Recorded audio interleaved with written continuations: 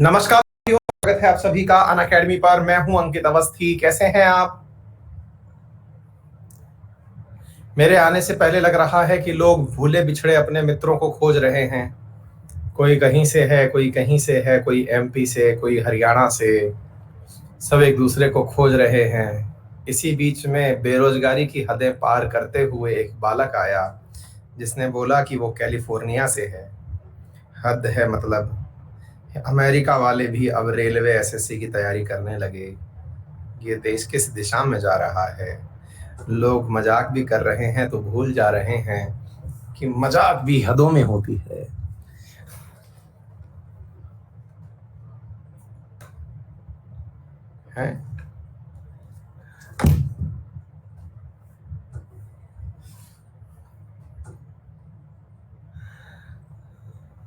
खुश रहिए, मस्त रहिए।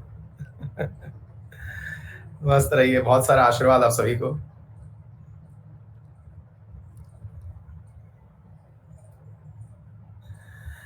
जो जहां से भी है, कुछ लोग अपने आप को इसी होड़ में मार्च से भी बताने लग गए हैं। बिल्कुल सही है। कुछ भी हो भाई, समय खराब चल रहा है और जैसा भी हो, बस इस गोले पे बने रहिएगा। क्योंकि आजकल इस गोले पे बने रहने की बड़ी चिंता है लोगों को। इस गोले पे रहना, बाकी तुम कहीं से भी रहो मेरे भाई, हैं? क्योंकि इस गोले से ऊपर जाना जो है आजकल का ट्रेंड हो गया है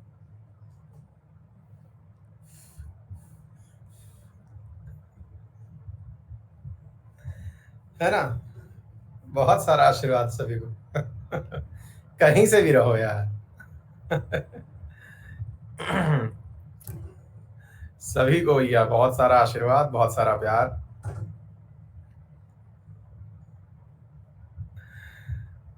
चलिए, अल्टीमेटली बहुत अच्छी बात है, आप सभी स्वस्थ हैं, खुश हैं और मस्त हैं एकदम। तो जानकर अच्छा लग रहा है। चलिए, तो शुरू करें अपनी यात्रा, मूल अधिकारों की यात्रा। जो भी विद्यार्थी नए हों क्लास में, कृपया करके पुरानी क्लास खोज लें और देख लें एक बार। और पुरानी क्लास खोजने और देखने का तरीका ये होता है, बहुत ही आसान सा तरीका बता देते हैं हम आपको। तरीका ये होता है कि आप केवल और केवल हमारी प्रोफाइल ढूंढें बस अनअकैडमी पर, और वहां जाके हमारे नाम के नीचे हमारी प्रीवियस क्लास देख लें और पहुंच जाएं, है ना?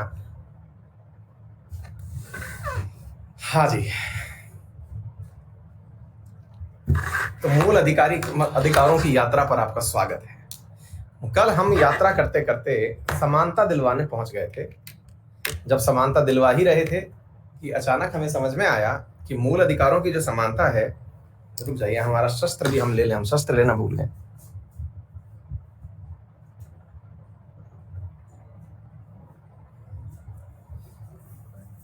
आजकल बेचारा ये वाला जो हमारा शस्त्र है, ये लैपटॉप को गर्म करने से बचाने में लगा हुआ है, उसको उठा के रखता है बेचारा ये ना।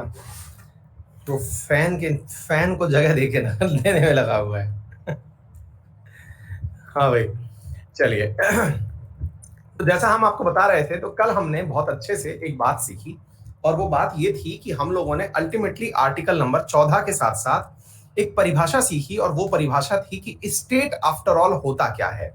हमने ये सीखा कि स्टेट वो है जो कि सरकारी फंडेड है, अब वो चाहे जो भी हो। हमने अल्टीमेटली कल इस शब्द का मायना समझ लिया था, ठीक है? चलिए आगे बढ़ते हैं मेरे प्यारे साथियों, अब हम अपने अगले पड़ाव की तरफ, और अगले पड़ाव में अब हम पहुंचते हैं आर्टिकल नंबर 15 पर। आर्टिकल नंबर 15 पर हम पहुंच रहे हैं, और आर्टिकल नंबर 15 को समझने से पहले मैं आपको कुछ बातें और बताना चाहूंगा। उन्हें आप पैरेलली समझते चलें तो बेहतर रहेगा, और वो ये है, एक मिनट।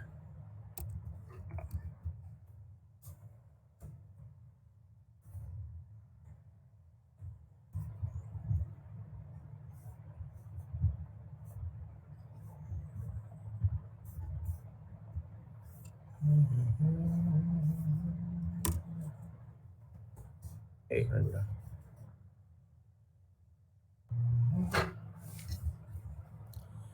कृष्ण कृष्ण कृष्ण राधे कृष्ण।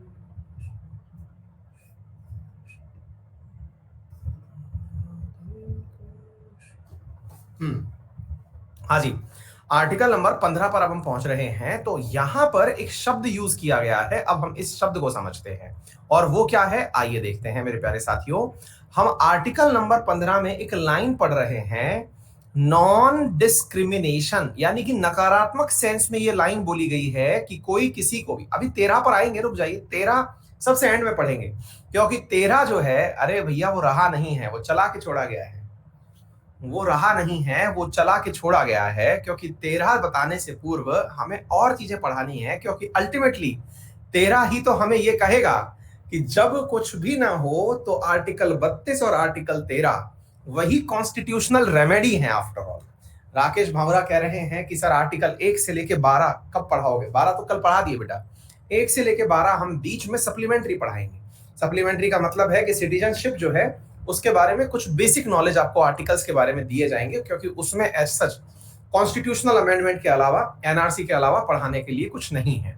आ जाएंगे, आप लोड मत लीजिए, आपसे ज्यादा फिक्र है मुझे आपकी, बस आप पढ़िए मस्त आराम से, है ना। आइए साथियों, तो सीन क्या है, non discrimination on ground of religion, race, sex और प्लेस ऑफ बर्थ।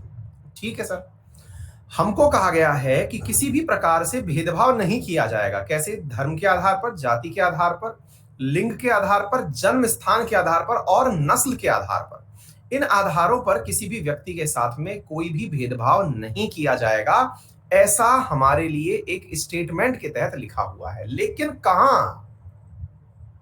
लेकिन कहां? अर्थात कहने का अर्थ यह है कि कहां पर डिस्क्रिमिनेशन नहीं होगा, है ना बड़ी बात। ये लाइन तो लिख दी और बड़े गर्व से हमने पढ़ भी ली, लेकिन कहां पर नहीं होगा? घर में नहीं होगा, कि दोस्तों के बीच नहीं होगा, पब्लिक प्लेसेस में नहीं होगा, क्या नहीं होगा? तो अब सुनिए ध्यान से, ये आर्टिकल आफ्टर ऑल कहता क्या है, the state shall not discriminate against any citizen on ground only of, ये जो 5 हमने बताए हैं, और यहां पर लिखा हुआ है कि no citizen shall on ground only of religion, race, caste, sex, place of birth, any of them be subjected to any disability, liability, restriction और कंडीशन विद रिगार्ड टू।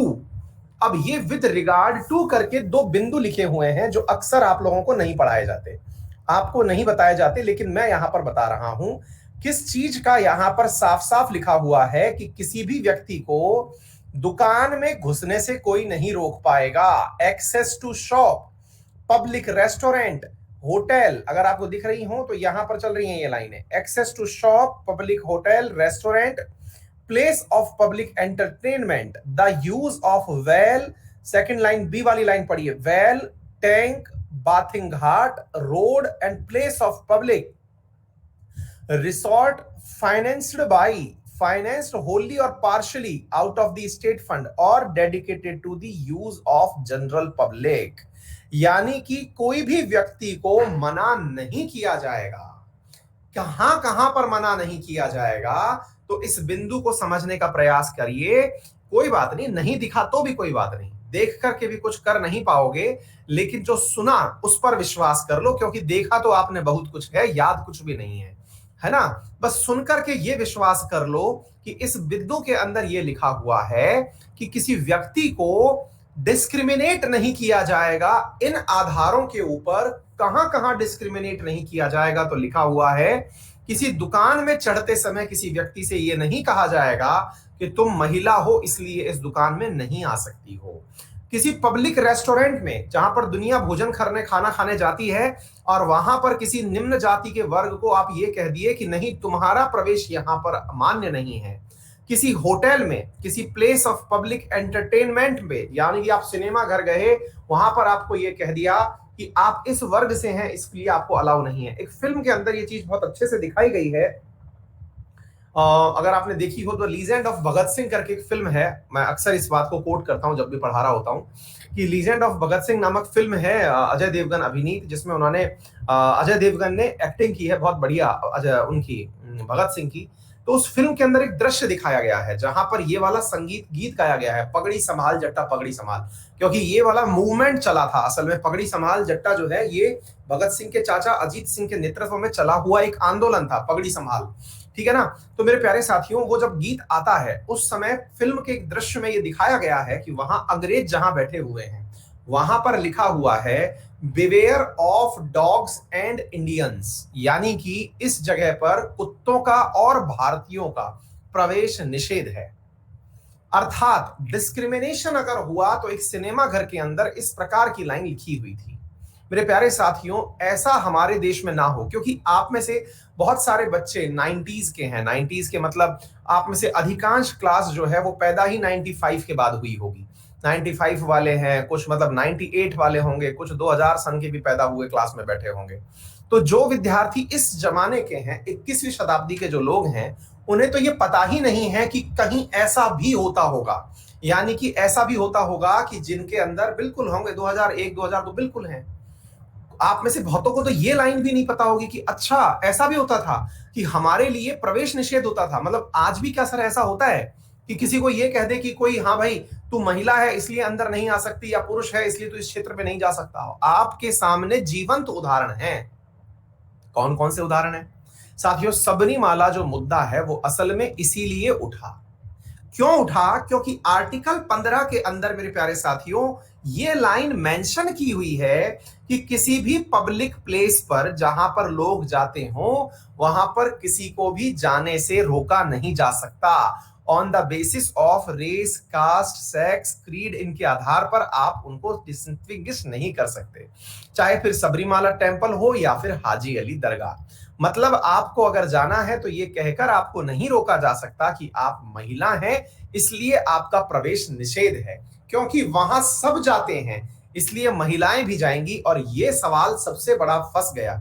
फिर आप पूछेंगे तो फिर सर जाने क्यों नहीं दिया?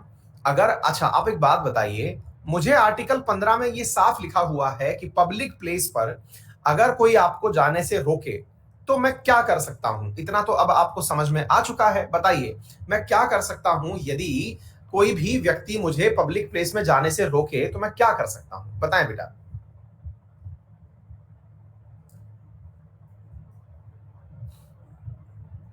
अक्षय लास्ट में बेटा एक बार डिस्कस कर लेंगे अपन, है ना? मैं सुप्रीम कोर्ट जा सकता हूं। क्यों बेटा? क्योंकि आर्टिकल 32 में मुझे यह कहा गया है कि यदि मेरा कोई भी मूल अधिकार पूरा नहीं होता तो मैं उसकी मांग करने के लिए सीधा सुप्रीम कोर्ट की यात्रा कर सकता हूं। अच्छा, तो फिर मुझे यह बताइए कि महिलाओं का सुप्रीम कोर्ट जाना सही था या नहीं था? आपके हिसाब से आपको क्या लगता है? ऑटोमेटिकली महिलाओं ने डिमांड करी कि सबरीमाला मंदिर में हमें प्रवेश मिलना चाहिए, क्योंकि आर्टिकल 15 कहता है इस बात का। अच्छा, चलिए तो अब मैं एक आर्टिकल और पढ़ाता हूं आपको। उस आर्टिकल को पहले देख लेते हैं, फिर हम वापस लौट करके यहां आएंगे और उस आर्टिकल को यहां पर पढ़ करके देखिए। यह है धार्मिक स्वतंत्रता का अधिनियम 25 से लेकर के 28। जरा पढ़िए क्या लिखा हुआ है।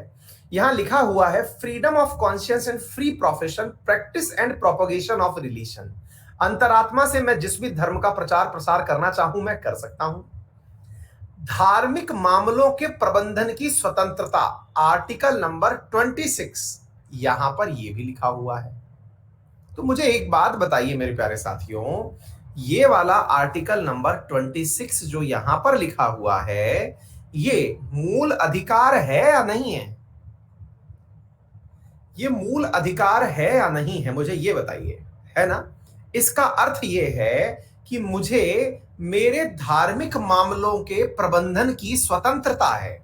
अर्थात मैं अगर अपने मंदिर के अंदर ये चाहता हूं कि महिलाओं का प्रवेश ना हो तो ये मेरा धर्म का मामला है, और मैं धर्म के मामले के अंदर किस प्रकार से व्यवहार करूं ये मेरी स्वतंत्रता है। अब मुझे ये बताइए, एक तरफ तो मैं कहता हूं आर्टिकल 15 मूल अधिकार है और एक तरफ 26 कहता है कि मैं अपने धर्म का प्रबंधन कर सकता हूं।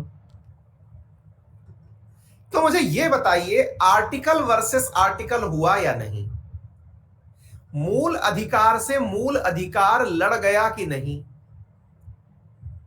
और जब एक मूल अधिकार से दूसरा मूल अधिकार लड़ जाता है और दोनों में ही आप 32 नंबर आर्टिकल के कारण सुप्रीम कोर्ट पहुंच जाते हैं, तो सुप्रीम कोर्ट किसे सही ठहराए? सुप्रीम कोर्ट किसे सही ठहराए? है गजब सवाल। सुप्रीम कोर्ट में 32 नंबर के तहत आप जा सकते हैं, सही किसे ठहराए। यही कारण है मेरे प्यारे साथियों कि यह धर्म संकट जो धर्म के कारण उत्पन्न हुआ है, सुप्रीम कोर्ट में शुरू होते हुए 3 जजेस की बेंच से 5 जजेस बेंच, 5 से 7, 7 से 9, 9 से लेके 11, 11 से लेके 13 जजेस तक भी जा सकता है। अभी तक 7 जजेस की बेंच तक तो डिसीजन दे चुकी हैं और उसके बाद में ये आगे भी जा सकता है, फिर और भी आगे जा सकता है, फिर और भी आगे जा सकता है, फिर और भी आगे जा सकता है। क्यों? क्योंकि आफ्टर ऑल मुद्दा यह है कि भैया अगर आपके पास तर्क अच्छे हैं और आप ये कुछ विद्यार्थी पूछ रहे हैं सर ऑड हमेशा क्यों लेते हैं। बेटा ऑड के केस में कोई ना कोई पक्ष जरूर जीतेगा, इवन के केस में टाई हो सकता है, ऑड के केस में कोई ना कोई जरूर जीतेगा, है ना। 2 एक तरफ या 1 एक तरफ, कोई तो जीतेगा ना बेटा। अधिकतम अभी तक 13 जज तक गया है, तो ये अगला जो केस है मेरे प्यारे साथियों, हजरत सबरीमाला वाला केस, ये भी जाएगा 13 से ऊपर तक निकलेगा। तो कहने का अर्थ क्या है मेरे प्यारे साथियों, मैं अगेन आपसे ये कह रहा हूं कि भारत के संविधान में बहुत सारे मूल अधिकार ऐसे हैं जो एक दूसरे को काटते हैं। एनीवे, फिलहाल के लिए आप इस बात को इतना समझ के काम चलाइए कि भारत के संविधान के अंदर जो ये आपके सामने आर्टिकल नंबर 15 लिखा हुआ है, ये इस बात की इजाजत देता है, किस बात की इजाजत देता है कि राज्य को डिस्क्रिमिनेशन नहीं करना चाहिए। किस आधार पर नहीं करना चाहिए, मतलब इस आधार पर नहीं करना चाहिए, इन आधारों पर नहीं करना चाहिए। अब क्या होता है साथियों, एक बहुत बड़ा प्रश्न उठता है। देखिए, आप में से बहुत सारे बाल कलाकार ऐसे होंगे जो आपको घर से बाहर जाने से रोकते होंगे, आपके बाल मित्र, बाल सखा, है ना। लेकिन मैं उन बाल कलाकारों की बात नहीं कर रहा हूं, मैं उन बाल कलाकारों की बात कर रहा हूं जो इन सवालों को पढ़ते समय एक अलग चिंता दिमाग में लिए बैठे होंगे, और वो चिंता ये होगी कि सर आप इतना गहराई से हमें क्यों पढ़ा रहे हो, हमारे इतना काम थोड़ी आएगा। पता नहीं यार, मुझे नहीं समझ में आता कि मैं क्यों पढ़ा रहा हूं, लेकिन मुझे लगता है कि ये काम जरूर आएगा, क्योंकि यहां से भारत निर्माण हो रहा है इस सवाल से। अब भारत निर्माण की तरफ हम चल रहे हैं। भारत निर्माण ये है साथियों कि आप में से कुछ लोग कहेंगे कि सर आपने 5 पॉइंट बताए, आपने कहा रिलीजन, आपने कहा रेस, आपने कहा कास्ट, आपने कहा सेक्स, और आपने कहा प्लेस ऑफ बर्थ।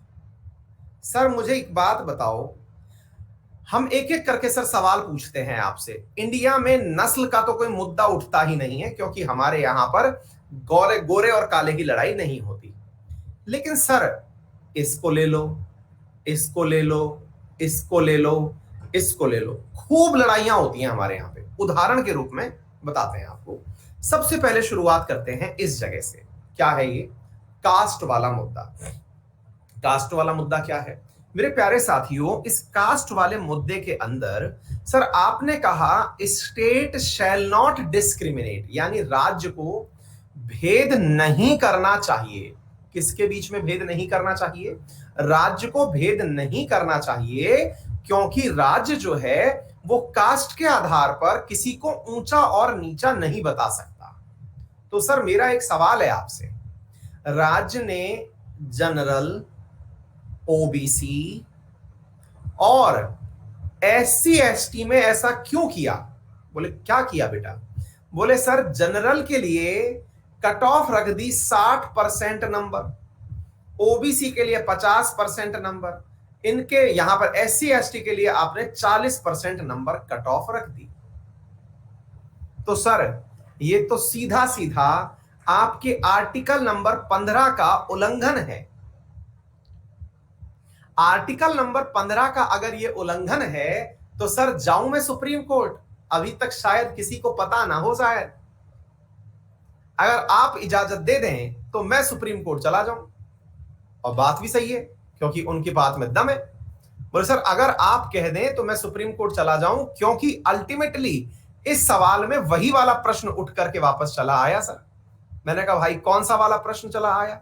बोले सर यहां पर प्रश्न वही वाला चला आया कि राज्य ने पहले तो कहा था मैं डिस्क्रिमिनेट नहीं करूंगा, लेकिन सर अंत में उसने डिस्क्रिमिनेट कर दिया। अच्छी बात है। तो मेरे प्यारे साथियों और सखाओं, मैं आपके साथ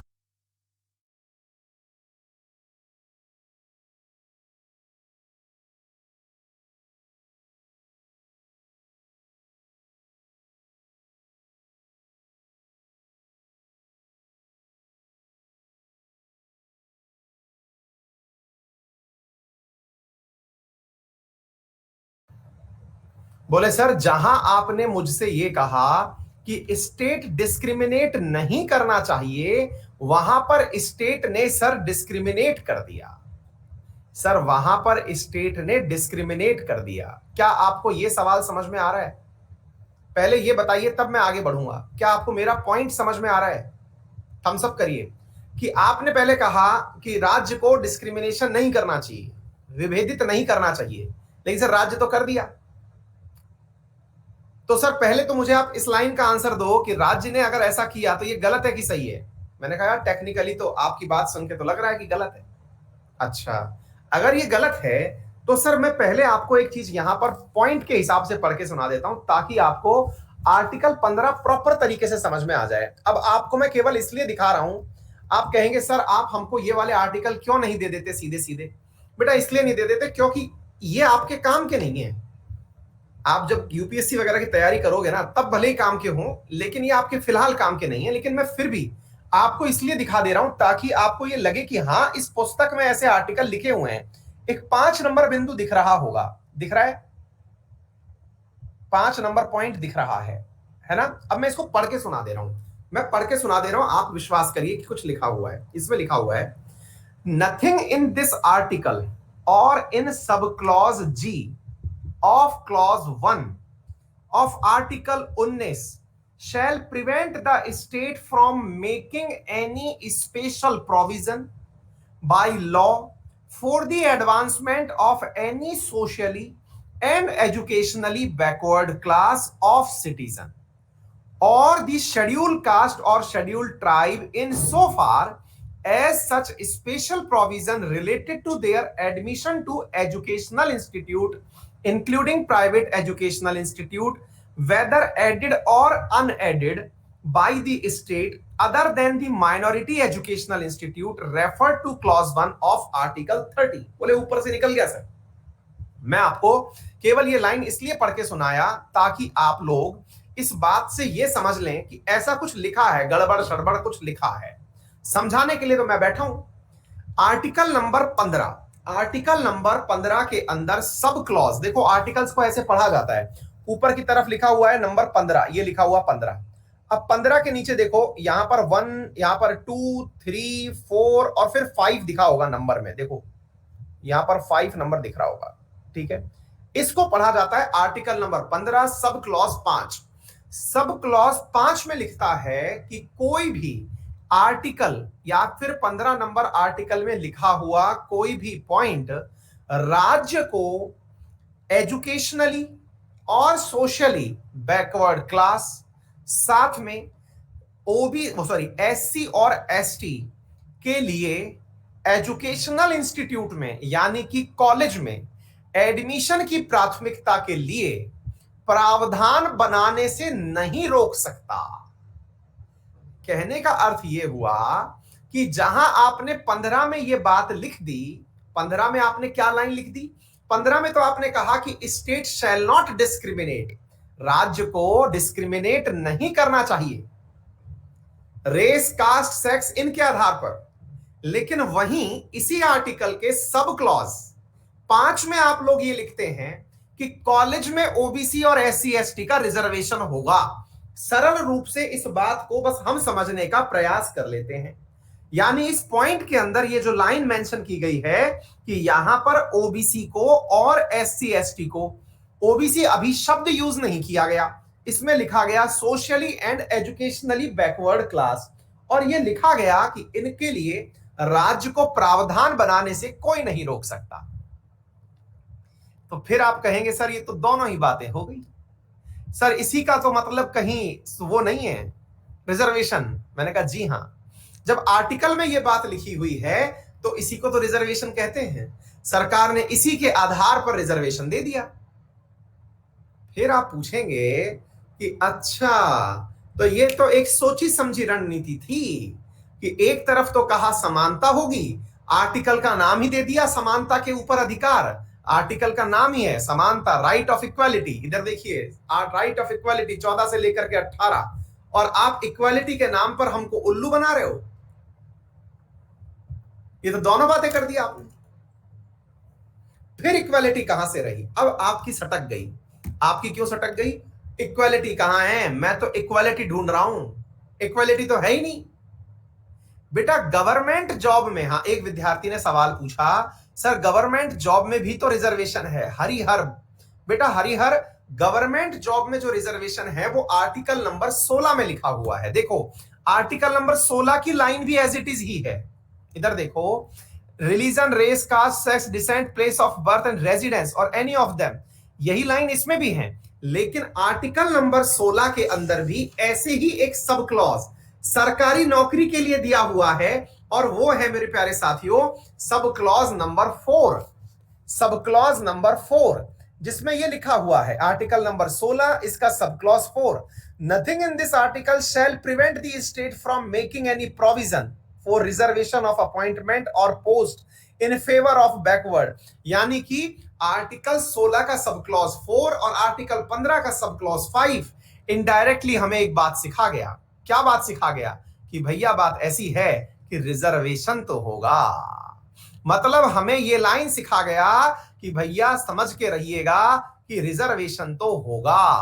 अब आपके दिमाग में एकदम तन गई कि यार ये तो हमारे साथ सरासर नाइंसाफी है।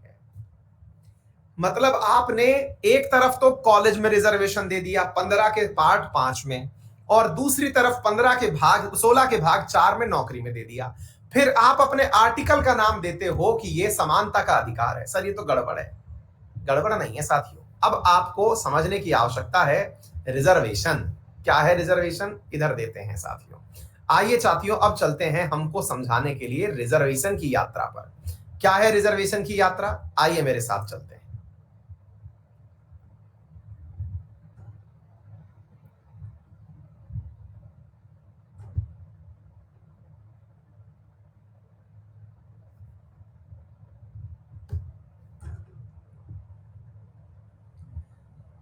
आपके सामने एक फोटो शेयर की गई है। अब इस फोटो को देखते हैं।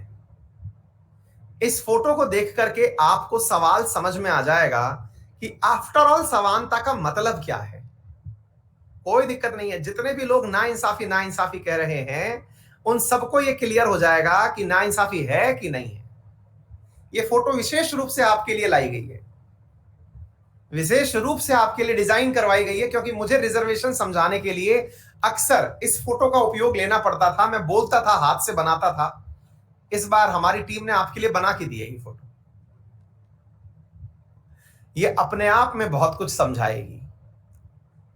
इस फोटो को जो समझ गया उसको पूरा की पूरा समझ में आ गया कि क्या है रिजर्वेशन।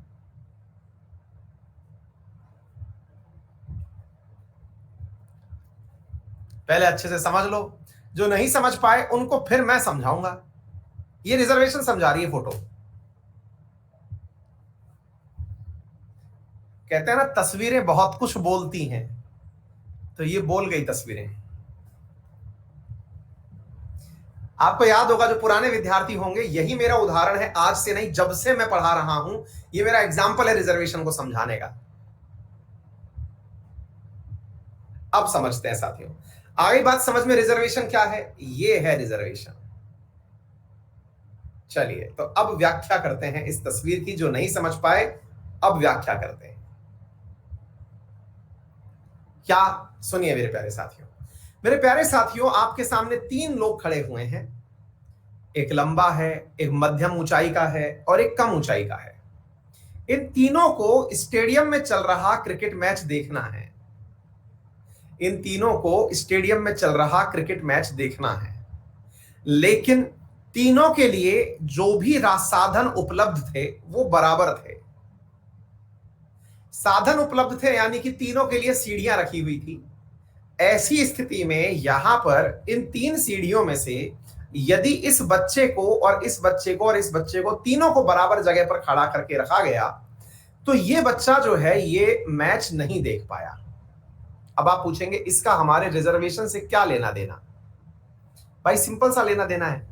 हमारा जब देश आजाद हुआ था तो एक वर्ग, जिसे आप सामान्य वर्ग कहते हैं, जनरल कास्ट जिसे आप कहते हैं, ब्राह्मण, क्षत्रिय, वैश्य, जैन, जिस उसमें आते हैं, वो वर्ग ऐसा था मेरे प्यारे साथियों जो ऑलरेडी पढ़ा लिखा था, उसे समाज में ढंग से रहना करना आता था, चलना आता था, समझना आता था, समाज में उसकी एक प्रतिष्ठा थी, उसको समाज में अपनी बातें मनवाने के लिए किसी से झगड़ना नहीं पड़ता था, सभी मंदिरों में उसका प्रवेश था, वो जहां से आए उसको सम्मान, इज्जत, दर्जा सब मिलता था और वो आसानी से सब चीजें यूज करता था।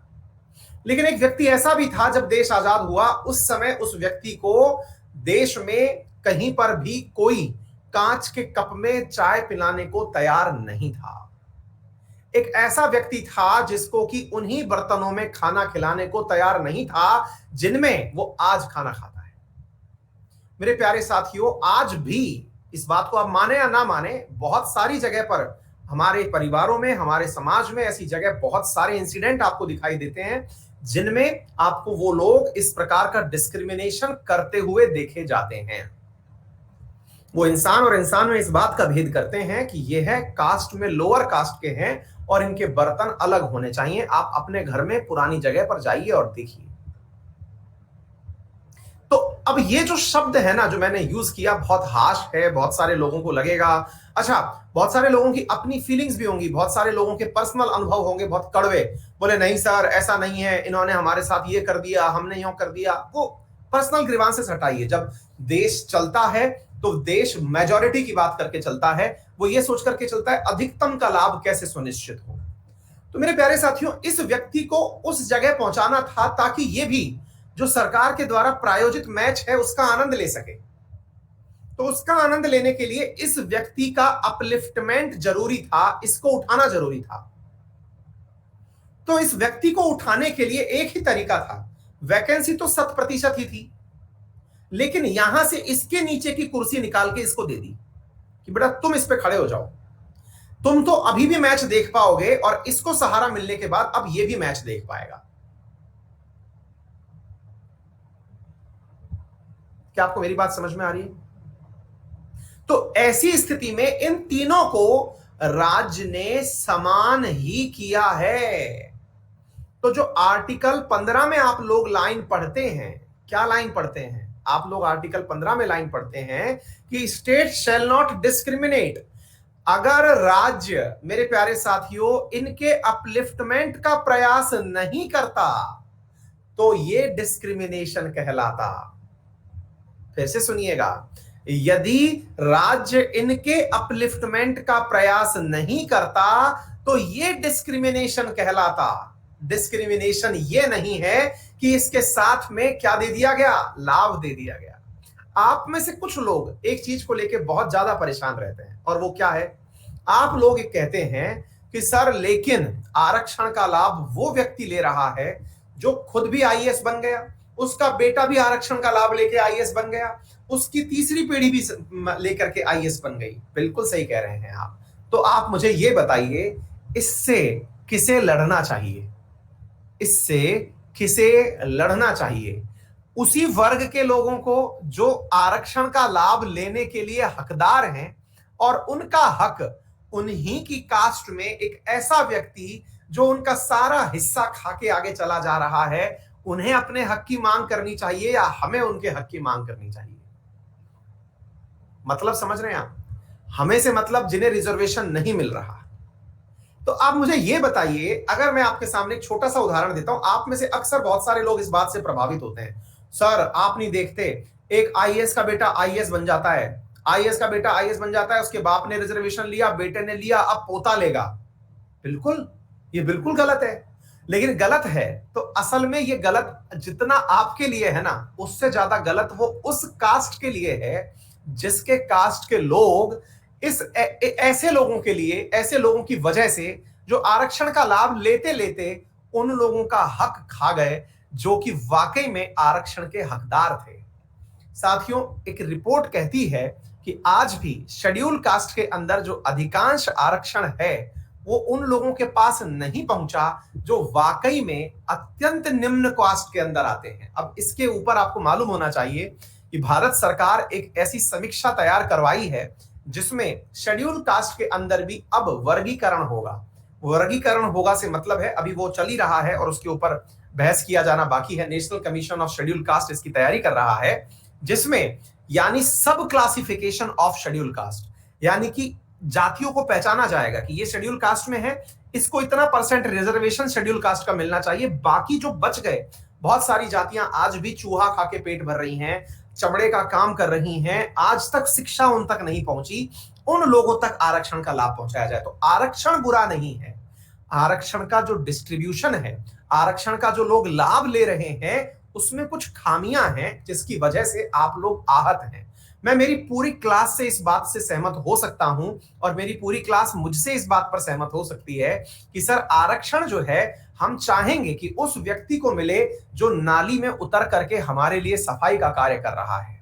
सर हम चाहेंगे कि आरक्षण उस व्यक्ति को मिले जिसके पास खाने के लिए 2 समय का भोजन नहीं है। सर हम दुखी हैं इस बात से कि आरक्षण उस व्यक्ति को मिलता है जो आरक्षण से पहले भी आईएएस निकाल लिया, इस बार भी निकाल लिया और उसका बच्चा भी निकालेगा। हमें दुख उसके ऊपर होता है। तो भैया उसके ऊपर जब आपको दुख होता है तो इसका आप क्या कर सकते हैं? इसके लिए आप भी अवेयरनेस फैलाएं उन लोगों में, विशेष रूप से जिन्हें आरक्षण का लाभ मिलना चाहिए लेकिन नहीं मिल पाया, उनके बीच में आप जागृति फैलाएं। सरकार अपने लेवल पर इस कार्य को कर रही है और निश्चित ही यह कार्य होगा। क्या आपको मेरी बात समझ में आ रही है? मतलब रिजर्वेशन आप बिल्कुल नहीं चाहेंगे साथियों। आपको मैं ऐसी ऐसी स्थितियां दिखा सकता हूं, आज भी आपको लगता है ना कि एससी एसटी के लिए आरक्षण हो गया, हर जगह पर कोई निश्चित कास्ट है जो सारा बेनिफिट ले जा रही है। इनमें भी अब जनरल और मतलब इनके अंदर भी वर्गीकरण हो चुका है, इनके अंदर भी एक अपर कास्ट और लोअर कास्ट हो चुकी है, यानी रिजर्व कैटेगरी में भी अब अपर कास्ट और लोअर कास्ट है। उनमें भी अब ऐसा होता है कि अपर कास्ट और लोअर कास्ट आपस में शादी नहीं करती हैं, उनमें भी, यानी रिजर्व कैटेगरी के अंदर भी अब ऐसा है कि जहां जिनको रिजर्वेशन मिल गया अब वो अपने आप को बड़ा समझ रहे हैं जिन्होंने लाभ उठा लिया। आ गई बात समझ में? उम्मीद है कि मैंने एक बहुत बड़ा विषय जो है वो आज टच किया। मैं सबको तो संतुष्ट करने की गारंटी नहीं दे सकता, लेकिन हां मेरी क्लास में से शायद 50-60% बच्चे मेरी बात से कन्विंस हुए होंगे कि आरक्षण आफ्टर ऑल क्या है और उसकी क्या आवश्यकता है। ठीक है, मैं सबकी तो गारंटी नहीं दे सकता क्योंकि भाई सबको समझाने के लिए बहुत सारी पूरी पुरानी मानसिकताएं, उनके निजी मतलब अनुभव, उनके पारिवारिक अनुभव, बहुत सारी चीजें मायने रख सकती हैं। लेकिन एक शिक्षक के नाते जो मेरा कर्तव्य था वो मैंने निभाया, क्योंकि आर्टिकल 15 और 16 पढ़ाते समय मैं अगर आपको ये बातें ना बताऊं तो ये नाइंसाफी होगी मेरे प्यारे साथी। ठीक है, मतलब मैं आपको ये दोनों बातें ना समझाऊं तो ये प्रॉपर नाइंसाफी होगी। आरक्षण निकलता ही यहीं से है। हाँ जी, ऐसे ही आर्टिकल 15 के अंदर सब क्लॉज 6 और 16 के अंदर सब क्लॉज 6 जोड़ा गया संविधान संशोधन अधिनियम 103 के तहत। 103 के तहत मेरे प्यारे साथियों एक आरक्षण का बिंदु जोड़ा गया जिसमें कि जनरल कास्ट के अंदर जो इकोनॉमिकली वीकर सेक्शन है उसको 10% आरक्षण देने के लिए आर्टिकल नंबर 15 के अंदर सब क्लॉज 6 और 16 के अंदर सब क्लॉज 6 जोड़ा गया इकोनॉमिकल वीकर सेक्शन के लिए। और इसकी मांग भी लंबे समय से उठ रही थी। आरक्षण के अंदर जो सबसे ज्यादा डिस्क्रिपेंसी है वो 2 बातों को लेकर के है। पहली मांग इस बात को लेकर के कि जनरल में भी तो सर ऐसे बहुत सारे लोग हैं जिन्हें 2 वक्त का भोजन नहीं है, जिनके पास घर का मकान नहीं है, खाने के लिए खेत नहीं है, कैसे वो गुजारा करेंगे? क्या उनका उस कास्ट में पैदा होना गुनाह है या फिर उन्हें वापस से पहले नीचे मिट्टी में गाड़ोगे फिर निकालोगे? तो उससे बचाने के लिए सरकार ने एक ऐसा आरक्षण दिया जिसे इकोनॉमिकल वीकर सेक्शन के लिए यानी ईडब्ल्यूएस कहा गया, और उसमें 10% आरक्षण जनरल कास्ट के उन लोगों के लिए दिया गया जो वाकई में नीडी हैं, जिनको वाकई में जरूरत है। आ गई बात समझ में? तो ये हुआ पार्ट। तो एक प्रकार से जो कमी थी आरक्षण की वो ईडब्ल्यूएस आरक्षण देकर के पूरी कर दी गई। और दूसरी कमी जो बच गई जिससे आप सब लोग प्रभावित होते हैं वो ये कि आरक्षण का लाभ उस व्यक्ति को बार बार क्यों मिलता चला जा रहा है जिसने एक बार पहले लाभ ले लिया। तो इसके लिए सरकार मेरे प्यारे साथियों अभी वर्तमान में प्रोसेस में है ये पूरा पार्ट, और होपफुली जब अगले टाइम 2024 के इलेक्शन में उतरेगी सरकार तो उससे पहले पहले ये है बिल पास करवा के जाएगी, जिसमें ये होगा कि जो है कास्ट जो है उनका सब क्लासिफिकेशन कर दिया जाएगा हर जाति में, और ये बताया जाएगा कि इस जाति के लिए इतना % रिजर्वेशन रखा जाएगा। ठीक है बेटा, क्लियर? उम्मीद है आप सभी साथियों को ये बात अब अच्छे से समझ में आ गई होगी। ठीक है, चलिए आगे बढ़ते हैं साथियों अगले सवाल की तरफ, अगला आर्टिकल की तरफ। अगला आर्टिकल है आर्टिकल नंबर 17। अब देखिए, it अबॉलिशेस the untouchability and forbid it's practices in any form. अब ध्यान से सुनिए मेरे प्यारे साथियों, टिकट लेके मैच देखना चाहिए अखिल तिवारी। हाँ बिल्कुल ठीक है बेटा, आपके पास पैसे हैं इसलिए आप ये लाइन बोल पा रहे हैं ना। आपको राज्य की आवश्यकता नहीं है, आपके पास धन है, इसलिए आप टिकट लेकर के देखने की बात कर रहे हैं। लेकिन बहुत सारे लोग ऐसे हैं जिन्हें सरकार को उनके अकाउंट में पैसा डालना पड़ता है बेटा। उनको मनरेगा के तहत मजदूरी देनी पड़ती है, उनके अकाउंट में पैसा देना पड़ता है, 1 रुपए किलो गेहूं देना पड़ता है। तुम कह सकते हो तुम टिकट खरीद सकते हो। यही तो समझाने का मैं इतनी देर से प्रयास कर रहा हूं अखिल तिवारी, कि तुम्हारे पास पैसा है, वो क्या जाने पीर पराई जिसकी कभी ना फटी हो बिराई। मेरे प्यारे दोस्त, आपका ये जो कथन है ये बिल्कुल ऐसे ही है। एक बार रूस में क्रांति हो रही थी और रूसी राजा जार के सामने लोग प्रदर्शन कर रहे थे और राजा के सामने मांग की गई कि देखिए जनता भूख से मर रही है, लोगों के पास रोटी खत्म हो गई है। तो वो बोलता है कि रोटी खत्म हो गई तो क्या है, लोगों से कहो केक खा लें, लोगों से कहो कि ब्रेड खा लें, रोटी खत्म हो गई तो क्या है। क्योंकि उसको कभी पता ही नहीं था कि रोटी और ब्रेड दोनों एक ही चीज से मिलकर बनती हैं। आ गई बात समझ में? तुम गलत नहीं है। ये फ्रेंच रेवोल्यूशन में भी इसका सेम रिपीटिशन हुआ था, लेकिन क्रांति की शुरुआत ये रशिया से हुई थी। फ्रेंच में भी सेम यही डायलॉग है। वहां का राजा भी बेवकूफ था। ठीक है, चलिए एनीवे, तो मैं आपको क्या बता रहा हूं ध्यान से सुनिएगा। तो एनीवे मेरे प्यारे साथियों, यहां पर ये बात समझ में आई आप लोगों को। आर्टिकल नंबर 16 मैंने बता दिया। Article number 17, abolition of untouchability. Untouchability का मतलब अस्पृश्यता का उन्मूलन हो। अब आप में से कुछ लोग ये कहेंगे कि state shall not discriminate on the basis of caste. ये तो सर आप बता चुके। फिर अनटचेबिलिटी के लिए अलग से पॉइंट क्यों बनाया?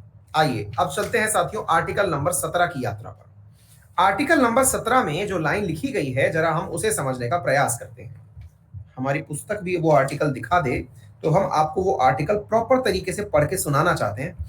इसके पीछे रीजन है आपको। अब इसमें एक बात हम बताएंगे जिससे कि आपको ये पता चलेगा। मान लो कि किसी ने आपको कहा कि आप जो हैं वो इस कास्ट से बिलोंग करते हैं, आपको रिजर्वेशन दिया जाना चाहिए। तो रिजर्वेशन देगा कौन? रिजर्वेशन देगी सरकार। रिजर्वेशन देगा कौन?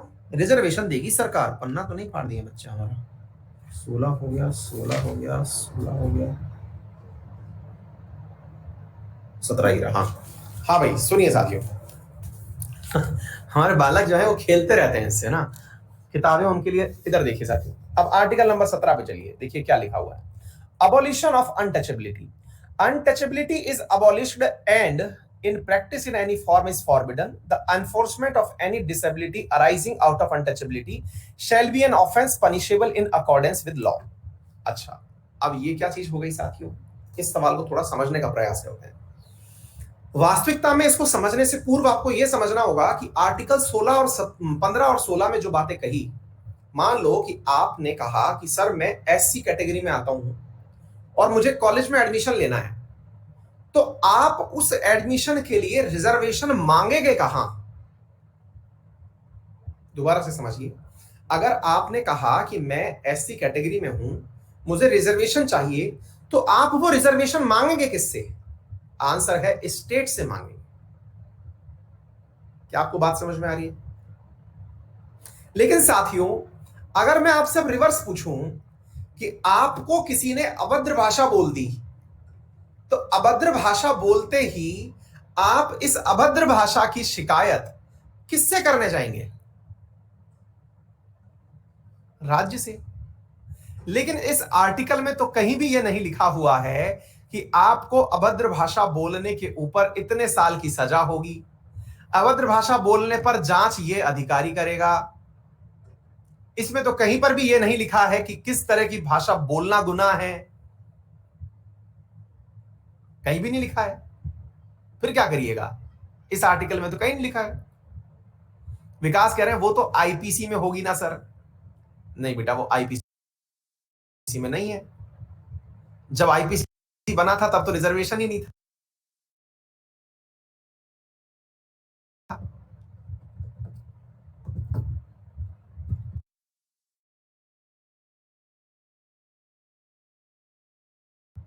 जब आईपीसी बनी थी तब तो उसमें भी नहीं था,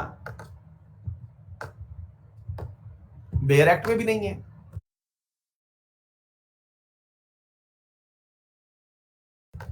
इसके लिए अलग से एट्रोसिटी कानून जो ये आप पढ़ रहे हैं, इसके अंतर्गत मेरे प्यारे साथियों एक सिविल एक्ट बना, अलग से कानून बना।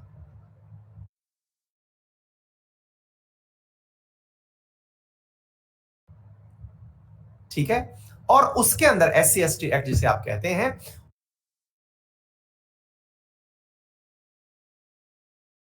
और उस कानून को अमली जामा इसी आर्टिकल को दम देने के लिए पहनाया गया। मतलब क्या हुआ? मतलब यह हुआ आर्टिकल 17 को ताकत देने के लिए एक कानून बनाया गया ताकि यह आर्टिकल अप्लाई किया जा सके। यह आर्टिकल खुद से एप्लीकेबल नहीं है। अब मैंने ये लाइन यहां लिख दी, क्या इस लाइन के दम पर आप सुप्रीम कोर्ट चले जाओगे क्या?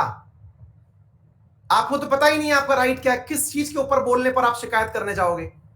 IPC मतलब इंडियन पीनल कोड बेटा, जिसके आधार पर चोरी करने वाले को, मर्डर करने वाले को सजा का प्रावधान है। इसमें तो कहीं कुछ नहीं लिखा हुआ है। आपको पता होना चाहिए ना, प्रोटेक्शन ऑफ सिविल राइट्स जो है वो पता होने चाहिए आपको कि मेरे अधिकार क्या है, SC/ST के खिलाफ बोलने की सजा क्या है। तो इसको कानून देने के लिए, यानी इस शब्द को, इस आर्टिकल को मान्यता देने के लिए एक कानून बनाया गया, यानी कि ये सेल्फ इंप्लीमेंटेबल नहीं है। वेयर एज आर्टिकल 15 और 16 ऐसे हैं जिन्हें केवल इस संविधान में लिख दिया जाए तो ये ऑटोमेटिक अप्लाई हो जाते हैं। शुभम शेखावत लिख रहे हैं, सर आप सच में औसम हैं। बेटा मैं औसम नहीं हूं, ये हमारा संविधान इतना खूबसूरत है कि इसकी जो व्याख्या करता है वो शाबाशी पाता है। ये मैं नहीं हूं, ये अपने संविधान की खूबसूरती है, मैं तो केवल व्याख्याकार हूं इसका। अगर अपने संविधान में इतनी खूबसूरती ना होती तो मैं आपकी तरफ से इतनी सारी मतलब खुश, आपके चेहरे की रौनक, आपकी जो प्रशंसा है वो प्राप्त ही नहीं कर पाता। ये मैं नहीं, ये हमारा संविधान है इतना खूबसूरत। व्याख्या इसकी हो रही है, मेरी नहीं हो रही है। मैं तो व्याख्याकार हूं, एक शिक्षक हूं। समझ रहे हैं? आप सोच के देखिए हमारा संविधान कितना प्यारा बनाया हुआ है।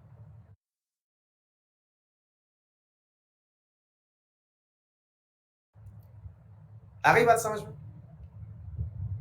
इसलिए जो लोग थोड़ा भी पढ़ लिख जाते हैं उनकी रामायण, गीता, बाइबल कॉन्स्टिट्यूशन होती है। लेकिन केवल कॉन्स्टिट्यूशन रखने भर से नहीं, इसे समझना होता है, एक एक पॉइंट को पढ़ना होता है। मैं इसको कई बार पढ़ चुका हूं इस किताब को, आप इसके रंगों से इसका अंदाजा लगा सकते हैं। हर आर्टिकल्स को बहुत गहराई में पढ़ चुका हूं। आप लोग जिस तरह से मतलब माइथोलॉजिकल चीजें पढ़ते होंगे, मैं इस किताब को कई बार पढ़ चुका हूं। मुझे इसमें फील आता है, मतलब इसको देखकर ऐसा लगता है। ये जिस दिन मैं आपको ये क्लास पढ़ा रहा होता हूं, मतलब इंडियन पॉलिटी जिस दिन मैं डिस्कस कर रहा होता हूं, उस समय तो ऐसा लगता है कि बस चर्चा चले तो इस पे चले, किक मिलता है। आ गई बात समझ में? अच्छा, तो अब क्या हुआ, यहां तक आर्टिकल 17 समझ में आ गया। अब आर्टिकल 17 के अंदर मतलब इसको अप्लाई करने के लिए आपको यह करना होगा। आर्टिकल 18 की बात करते हैं।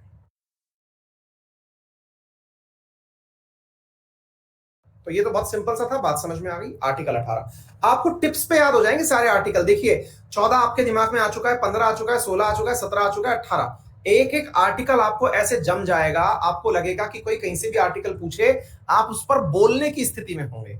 आपके पास हर जगह कहने के लिए कोई कहानी होगी, आप गलत करेंगे ही नहीं। अच्छा, अब सुनते हैं इसके अंदर क्या है। आर्टिकल 18 क्या कहता है साथियों। अब मान लो कि मैं आपके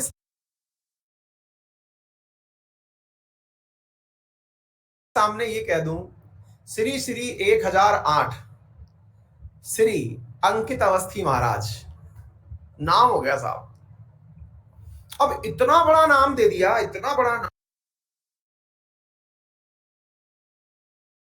नाम दे दिया कि सामने वाले व्यक्ति को मुझसे मिलने से पहले, मेरा नाम जानने से पहले, वो एक फिल्म नहीं है, वो कौन सी फिल्म है, धमाल, जिसमें वो कहता है कि मैं पूरा नाम बताऊंगा इतने में सफर खत्म हो जाएगा। वेणुगोपाल अय्यर, फिर कौन सा अय्यर, फिर कौन सा अय्यर, और चलता चलता चलता चलता नाम के साथ में नाम से नाम निकलता चला जाता है। याद है, चिन्ना स्वामी अप्पा स्वामी अय्यर, चिन्ना स्वामी वन्ना स्वामी अय्यर, है ना, वेणुगोपाल अय्यर। तो वो जो है वो असल में क्या है, आप अपने नाम को इतना वेटेज दे दे रहे हो कि आपके नाम की वजह से मुझे पहले ही कॉम्प्लेक्स हो जा रहा है यार। मुझे ये डर लगने लग रहा है कि भाई साहब ये आदमी तो एकदम गजब आदमी है। मतलब इससे मिलने से पहले तो मैं अपने आप को पहले से ही सेट कर लेता हूँ, पता नहीं कौन महान आत्मा आ रही है। मैं इंसान से मिला नहीं,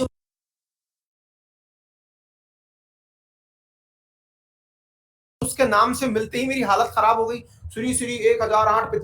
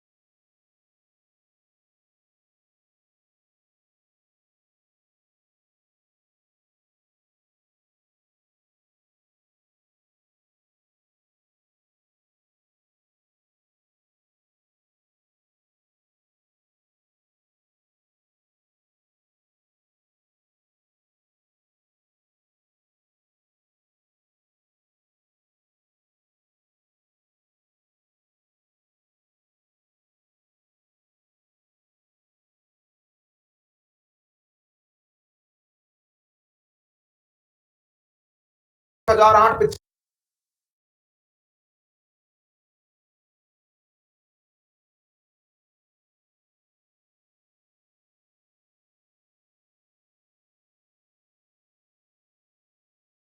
में 1000 2 लाख साल पुराने साहब आ रहे हैं। दिमाग खराब हो जाएगा ना यार। आपका तो दिमाग ही परेशान हो जाएगा यार भाई साहब। मैं समानता की बात सोच रहा था कि मेरे देश में समानता होगी। हर आदमी अपने अपने टाइटल लिए घूम रहा है। नाम से पहले मतलब आदमी के आने से पहले टाइटल झूलते झूलते आ रहे हैं उसके सामने। दिख रहा है भाई साहब, एक हाथ पे उसके ये नाम लिखे हैं, एक हाथ पे उसके ये नाम लिखे हैं। मैं तो घबरा जाऊंगा सर। फिर तो बोले साहब ऐसी बात है, इस आदमी के सामने से पहले हटाओ लाड साहब फाड़ साहब सब हटाओ। इनके आगे जो आप लिखते हैं पंजाब केसरी की, हिंद केसरी की, जो भी लिखना है सब हटाओ। लाड साहब फाड़ साहब सब हटाओ। इनके सामने से कोई नाम नहीं चलेगा। कम से कम इनके नाम के आगे कोई चीज नहीं होगी तो पहले सिमिलर ग्राउंड पे बैठ करके तो चर्चा होगी। यानी नो टाइटल्स। क्या आपको मेरी बात समझ में आ गई? यानी किसी प्रकार के टाइटल्स को यहां पर एंटरटेन नहीं किया जाएगा, केवल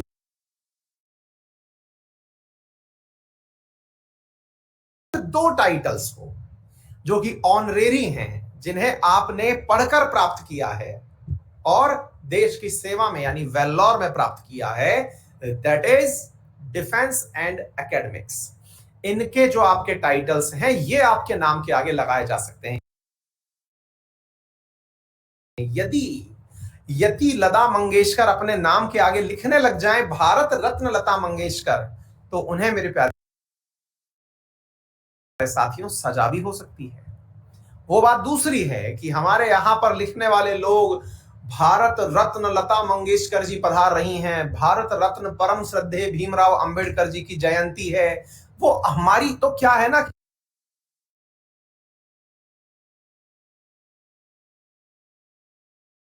कि आदत रही है चीजों को बढ़ा चढ़ाकर पेश करने की। हमारा देश जो है वो मतलब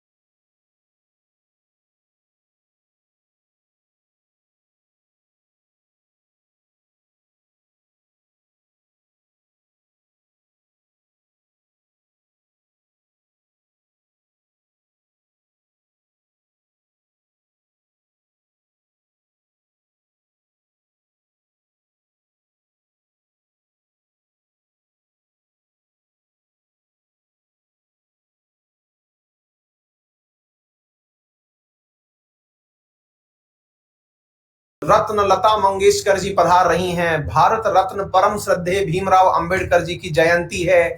वो हमारी तो क्या है ना कि आदत रही है चीजों को बढ़ा चढ़ाकर पेश करने की। हमारा देश जो है वो मतलब प्रशंसाओं का देश रहा है, मतलब हल्के फुल्के में लेते ही नहीं है। पद्म श्री, पद्म विभूषण, पद्म भूषण पधाने सिंह पधार रहे हैं। हमारे यहाँ केवल दो चीजें अलाउड है। यदि आप आर्मी में हैं, आपने लिखा लेफ्टिनेंट फलाना सिंह, कैप्टन फलाना सिंह, मेजर दिमकना सिंह, बस इतना नाम। पढ़ाई से आपने इंजीनियर या डॉक्टर या प्रोफेसर जो पद प्राप्त किया है, डॉक्टर साहब, डॉक्टर फलाना सिंह, डॉक्टर दिमकना सिंह, बस। आदित्य पूछ रहे हैं श्री क्यों लगाते हैं? मत लगाओ बेटा, श्री को काउंट किया नहीं जाता है आपके नाम के अंदर। क्या आपको मेरी बात समझ में आ गई? तो उम्मीद है आपकी आज की यात्रा जिसमें आपने समानता प्राप्त करी, डेफिनेटली आपको बहुत कुछ सिखा के गई होगी। कल हम आपको लाएंगे स्वतंत्रता, तो बाबा लाएंगे क्रांति। कल मिलेगी स्वतंत्रता।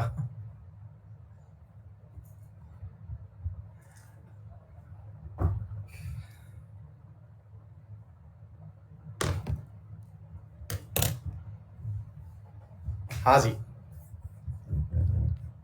बहुत सारा प्यार आप सभी को।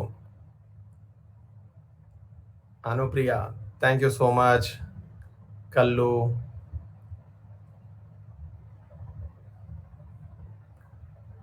अनिकेत, बेबी लक्ष्मी, प्रशांत, मनीष, अभिमन्यु, बिल्कुल लेके जाएंगे बेटा, तुम्हें सुप्रीम कोर्ट ही लेके जाएंगे, चिंता मत करो। Amit Kumar Das, thank you.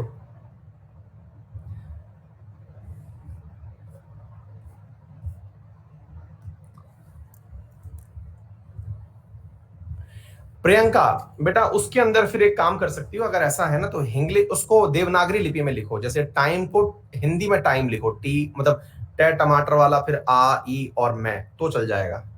देवनागरी लिपि बोलते हैं इसको, ठीक है?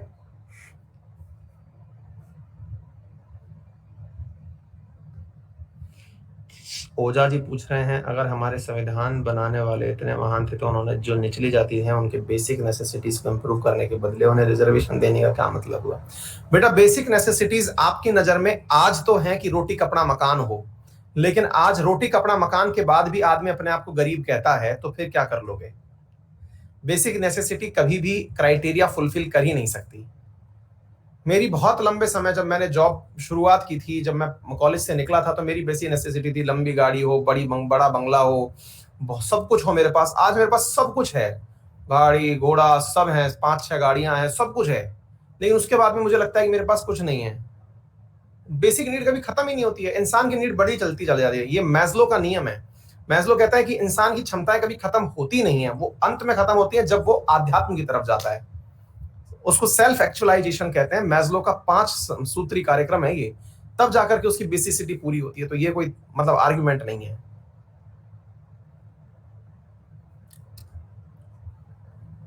ये मैस्लो का नियम है। पब्लिक एडमिनिस्ट्रेशन जब आप पढ़ेंगे तब पता चलेगा।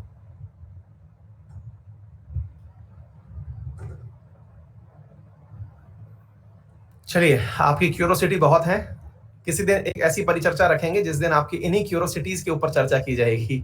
फिलहाल के लिए आप इजाजत दे सकते हैं। धन्यवाद।